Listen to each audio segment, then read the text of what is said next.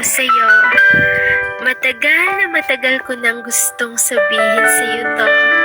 Ngayon lang ako nagkalakas ng loob para aminin to. May takot man dito sa puso ko na baka ma-reject lang ako. Pero bahala na.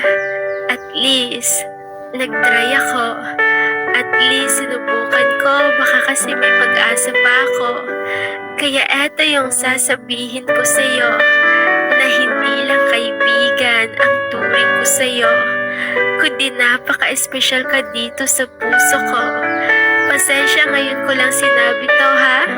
Natatakot kasi ako na baka layuan mo ako at baka masira pa ang pagkakaibigan nating pareho.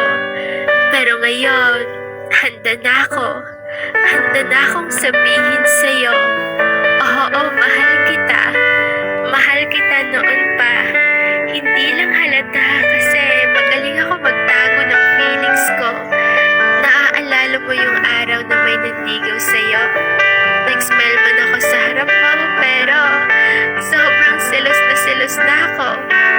Yung araw na nag-date kayo, sobrang nasaktan ako.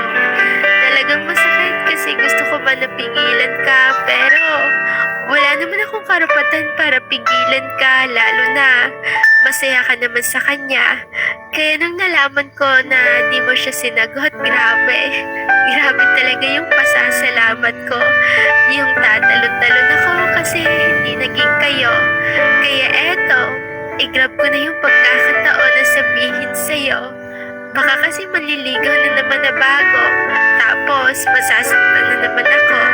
Kaya eto yung gusto kong sabihin sa'yo na mahal kita. Oo, mahal kita. Higit pa sa pagkakaibigan natin